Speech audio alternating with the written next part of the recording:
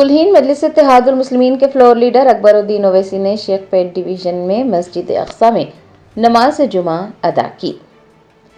ज़राए ने बताया कि कुलहीन मजलिस इत्तेहादुल मुस्लिमीन के फ्लोर लीडर व रुकन असम्बली चंद्रान गुट्टा अकबरुद्दीन ओवैसी ने जुमा को जुबली हिल्स असम्बली हल्के के शेख पेट डिवीजन में वाक़ मस्जिद अक्सा में नमाज जुमा अदा की। मजलिस के कॉरपोरेटर्स व दीगर भी उनके हमरा मौजूद थे।